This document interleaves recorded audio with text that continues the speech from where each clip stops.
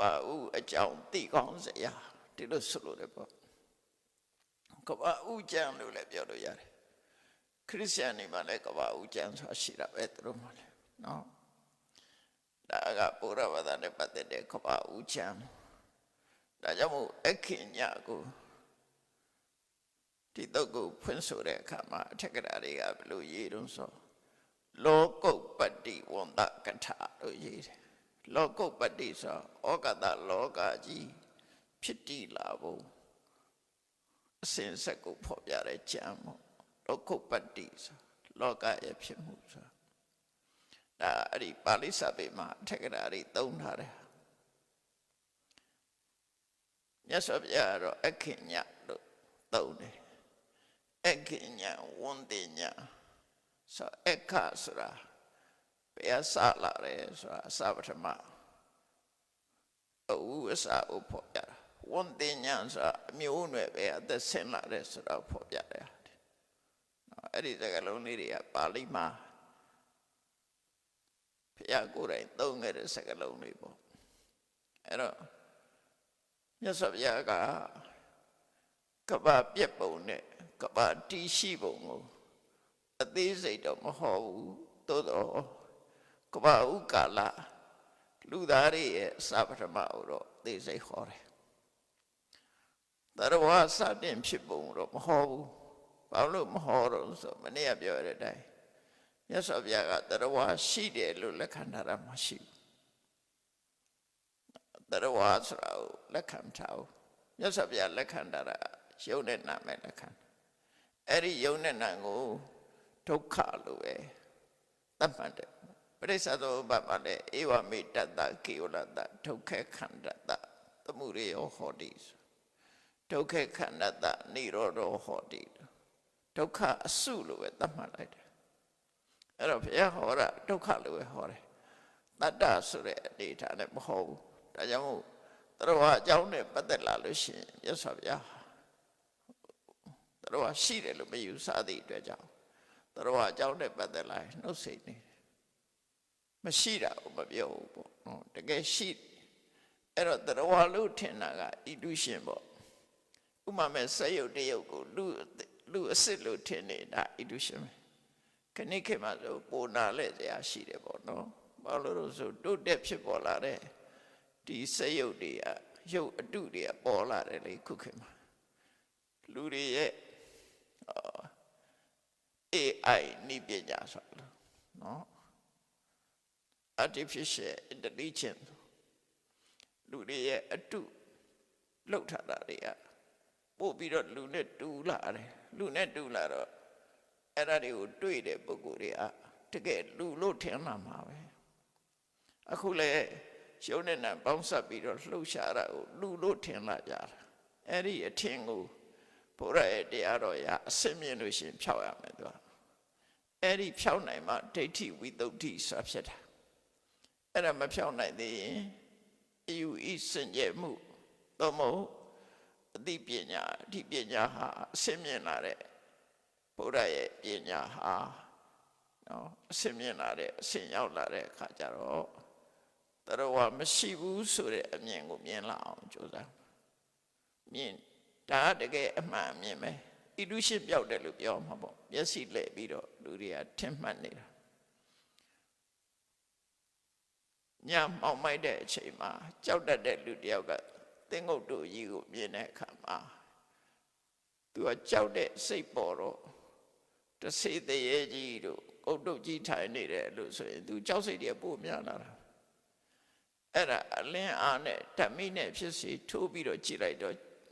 နော်သင်္ကုတ်ကြီးဆိုတာသိတာနဲ့ကြောက်တာမရှိတော့တစေလို့ထင်မှကြောက်တာသူကြောက်တတ်တဲ့အရာလို့ထင်မှကြောက်တာအဲ့ဒါလိုပဲအထင်အမြင်က၆လတ်တတ်တယ်ပေါ့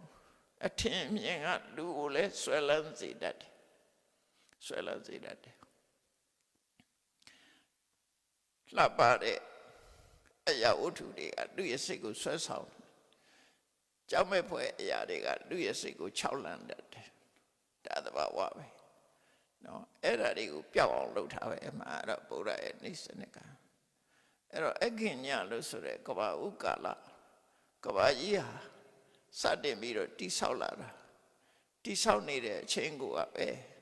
ရက်ပိုင်းမဟုတ်ဘူးလပိုင်းမဟုတ်ဘူးနှစ်ပိုင်းတော့မဟုတ်ဘူးတာမန်နှစ်မဟုတ်ဘူးနှစ်သိမ့်ချီကြတဲ့မရေးမတွက်နိုင်တော့ကြာတဲ့အတိုင်းတာကာလကြီးတစ်ခုဖြစ်တယ်ဒါမှမဟုတ်သင်္ချေက၄ခုဆိုတာနော်ကဘာကြီးစတဲ့တိဆောက်နေတာကအကြာကြီးပဲနာနေနဲ့ခတ်တွေစုံသွားပြီဆိုရင်တိဆောက်ခြင်းလုပ်ငန်းပြီးသွားပြီဒါပေမဲ့တိုးတက်ပြောင်းလဲမှုတွေရှိနေဦးမှာပဲအဲ့တော့ကဘာကြီးစတင်တာကိုတနည်းပြောရတဲ့အတိုင်းမိုးရွာခြင်းကစတင်ခဲ့တာမိုးရွာတာကဥရုကြောင့်ရွာတာပဲဒီခဏခေတ်လူတွေနားလဲတဲ့ဒါပို့ပြီးတော့သိလာကြတယ်ဥတုကြောင့်ရွာလာတာအဲ့ဒီဥတုကပဲထိန်းချုပ်သွားတာပဲအဲ့ဒီမိုးပေါက်ကြီးဟာအာကာသထဲမှာတပေါက်ထဲပဲဖြစ်တယ်အဲ့ဒီတပေါက်ထဲကအောက်ကလည်းလေတုကြီးကခံထားတယ်ဘေးကလည်းလေတွေပတ်ရနေတယ်အပေါ်ကလည်းလေရဲ့ဖိအားရှိတယ်ဆိုတော့ကြဘက်ပေါ်မှာတီးနေတဲ့ရေပေါက်ကြီးလိုပဲဘာနဲ့တူတော့ဆိုဖန်လုံးကြီးလိုပေါ့နော်ခုကဘာလုံးလို့ဖန်လုံးကြီးပဲဖြစ်မှာရှေ့ကအဲ့လိုအလုံးကြီးအဲ့ဒါကနေပြီးတဖြည်းဖြည်းကြာလာတဲ့အခါအပေါ်ကျော်တင်လာတယ်နွားနို့ချက်တဲ့အခါမှာနှုတ်ကနအပေါ်ကနေမလိုင်းတက်လာတယ်လို့ပဲဥရုရာသီရဲ့ပြောင်းလဲမှုကြောင့်ရှည်ပြင်းအပေါ်ကနေပြီးတော့မလိုင်းတက်တယ်လို့အစီအနှစ်တွေကပေါ်လာတယ်ဒါတကယ်လောကမှာဖြစ်နိုင်တဲ့အရာတွေလေဖြစ်နေတာကိုတမန်အပြင်တွေ့နိုင်တာအဲ့ဒီမြေစီမြေလွှာတွေပေါ်လာတဲ့ချိန်မှာဆိုလို့ရှိရင်လူလောကကြီးကပြန်ပြီးတိဆောက်တဲ့အပိုင်းမှာလူသားတွေရဲ့အစဟာဟိုဒုတိယဇန်ပုံကနေပြီးတော့ပြမတွေကသက်တမ်းစီလို့သေဆုံးလာပြီးတော့ဒီမှာလာဖြစ်ကြတာလာဖြစ်တော့ကဘာဥလူသားတယောက်ဟာပြမကလာဖြစ်တယ်ဆိုပေမဲ့ပြမသေပြီးမှဖြစ်တာပြမကြီးတွေဆင်းလာတာမဟုတ်ဘူးနော်ပြမကသေဆုံးပြီးတော့ဒီမှာတတော်မွေးဖွားတာပေါ့ပြန်လိမ့်မွေးဖွားခြင်းပေါ့အဲ့လိုမွေးဖွားလာပြီးတော့အဲ့တော့မြတ်စွာဘုရားကတတော်အစကိုတော့မပြောဘူးလူသားတွေရဲ့အစကိုပြောတယ်လူသားတွေအစမှာပြမကြီးတဲ့တက်တန်းစီလို့လူပြည်လူလောကမှာအမေမရှိအဖွေမရှိအကြောင်းတရားအကြောင်းပွားကနေပေါ်လာတဲ့ဥပပတ္တိပတိတရီဒါကြောင့်မို့ကဘာဥလူသားတွေကဥပပပတိတရီနေတယ်လို့ပြောတာလူသားတွေမွေးဖွားနိုင်တာဒီလန်၄သွဲရှိတယ်ဒီလန်၄သွဲနဲ့မွေးဖွားတယ်ဒီလန်၄သွဲဆိုတာဥကမွေးဖွားတာရှိတယ်သားအိမ်ကမွေးဖွားတာရှိတယ်တန်တေတဇဆိုပြီးတော့အစိုးဓာတ်ကိုမိပြီးတော့ဖြစ်လာတာရှိတယ်ဩပပတ္တိကဆိုပွားကနေပေါ်လာတာရှိတယ်အဲ့ဒါကိုယောနိ၄မျိုးလို့ခေါ်တယ်ဘုရားကျမ်းစာတွေမှာအဲ့တော့လူသားတွေဟာဒီအကြောင်းလေးမျိုးနဲ့မွေးဖွားနိုင်တယ်တဲ့မွေးဖွားဖို့မွေးဖွားနည်းမိခင်ရဲ့ဝမ်းကမွေးတာကိုဆလပူဇာလို့ခေါ်တယ်သားအိမ်ထဲမှာတိဆောက်ပြီးတော့စတင်ပြီးတော့ဖြစ်လာတာဆလပူဇာအဲ့ဒါကတစ်ခုနောက်တစ်ခုကတော့ဥကမွေးတယ်ဆိုတာတော့ကြက်တိငှက်တွေလို့ပဲပထမဥထုတ်လိုက်ပြီးတဲ့အခါအပြစ်မှာဥကနေပြီးတော့တခါလူသားဖြစ်တာရှိတယ်အဲ့ဒါစာပေမှာတော့ရှာပါပေါ့ကွန်တတိတ်တမထေဆိုတာသူကကိန်းရဥကနေပြီးတော့လူသားဖြစ်လာတယ်ဆိုတော့မှတ်တမ်းလေးတော့ရှိတယ်ဒါအန္တဇလူသားပေါ့ဆလပူဇာလူသားတော့ခဏခေတ်မှာမွေးနေတဲ့ထုံးစံအတိုင်းပဲအဲ့ဒါပုံများတယ်အန္တဇလူသားဆိုတာအဲ့ဒီကိန်းရဥကနေပြီးတော့မွေးတာရှိတယ်ပေါ့နောက်တစ်ခုကတော့တန်တေရဇလူသားတွေကတော့ဗုဒ္ဓခေတ်ကစိဉ္သမနဝိကာတို့နောက်ပြီးတော့ရှေ့ပိုင်းကပထုမတေဝီတို့နောက်ပိုင်းမှာဆိုလို့ရှိရင်အမ္ပပါဠိတို့နောက်ပောက္ခရတတိပုံနာတို့အဲ့ဒါတွေကတန်တေရဇတွေသူတို့ကြာဘူးတယ်ပါလူဖြစ်လာကြတာသူတို့ ကြာဘူးတွေကနေပြီးတော့လူဖြစ်လာကြတာအဲ့တော့တန်တေရဇနဲ့ဩပပတ္တိကဘာထူးတော့ဆိုရင်တန်တေရဇကလည်းဖြစ်ကြတဲ့ကသူကကိုယ်ရင်ကပြည့်ပြည့်စုံစုံနဲ့တခါတည်းဖြစ်တယ်နော်ဆလာပူဇာနဲ့အန္တဇသားအိမ်လူစားနဲ့ဥကမွေတဲ့လူသားတွေကြတော့သူကအစင်းစင်တိုးတက်ပြောင်းလဲလာတာembryology စင်းစင်တိုးတက်ပြောင်းလာတန်သေးရစားဆိုတာကြတော့မဟုတ်ဘူးအင်္ဂါခြေလက်အပြည့်စုံသေးသေးလေးအပြည့်စုံတခါလည်းဖြစ်တယ်ပြီးတဲ့အခါမှာတဖြည်းဖြည်းကြီးထွားလာတာသူကဖြည်းကြီးထွားလာတာဩပပတ္တိကကြတော့တဖြည်းဖြည်းကြီးတာမဟုတ်ဘူးတကယ်မွေးဖွားလာတဲ့အချိန်မှာရှိသင့်ရှိလိုက်တဲ့အရွယ်စိုက်တိုင်းပေါ်လာတာသူကတခါလေတဖြည်းဖြည်းကြီးလာတာမဟုတ်အဲ့လိုကွဲပြားခြားနားမှုလေးတွေရှိတယ်နော်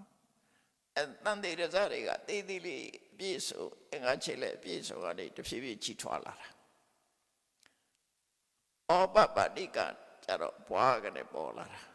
ရှိသင့်ရှိလိုက်တဲ့အရွယ်ကိုတခါလေဖြစ်လာတယ်တော့အဲ့ဒီလိုလူသားတွေဟာမွေးဖွားဖို့မွေးဖွားနေ၄မျိုးနဲ့မွေးနိုင်တယ်တဲ့ဒါကိုကပ္ပဥကာလလူသားဟာဩပပတ္တိကလို့ဆိုတာအဲ့ဒါကြောင့်မလို့ပြမကသိလာပြီးတဲ့နောက်မှာလူပြည်လူလောကမှာဘယ်တတ္တဝါမှမရှိသေးတဲ့အချိန်ဒီလူပြည်တိမဲ့ဩဃတလောမှာတတ္တဝါတွေမရှိသေးတဲ့အချိန်မှာလူသားတွေအရင်ဆုံးရောက်လာတယ်လို့ပြောနိုင်တယ်ပေါ့နော်တခြားတတ္တဝါတွေအကြောင်းတော့မြတ်စွာဘုရားမဟောဘူးဒီထဲမှာဟောမထားဘူးအဲ့တော့အဲ့ဒီခေတ္တကလူသားတွေဟာဘလောက်သူတို့ရဲ့ဘဝဟာဘလောက်အဆင့်မြင့်တယ်လဲဆိုရင်သူတို့ရဲ့ကိုယ်ကာယဟာမနောမယတယ်ဟုတ်တယ်ပေါ့ထုတ်လုပ်တဲ့လူမရှိဘူးစိတ်နဲ့ပဲထုတ်လုပ်ထားတဲ့အရာပေါ့နော်ကိုယ်ဘွားစိတ်နဲ့ပဲထုတ်လုပ်ထားတာပိဋိပက္ခကျင့်တတ်တဲ့ဆိုတဲ့စိတ်ထဲမှာပျော်ရွှင်ချမ်းမြေ့နေတာဟာသူတို့အစားပဲစိတ်ညစ်တယ်လို့မရှိဘူးတယံဘပါကိုယ်ခန္ဓာကိုယ်အထွက်တဲ့အယောင်လင်းနေနဲ့နေကြတယ်အန္တလိခစရာကောင်းကင်မှာသွာလာနေထိုင်ကြတယ်နေထိုင်စရာမြေကြီးပေါ်မှာနေတာမဟုတ်ဘူးကောင်းကင်မှာပဲနေတယ်သူပ္ပထာယိနောအမတန်လှပတင့်တဲ့ကျက်တည်ရှိတဲ့ရုပ်တွေနဲ့စိရံဒီကမ္မတနာဒိဋ္ဌတိနှစ်ပေါင်းများစွာအကြာကြီးနေကြတာ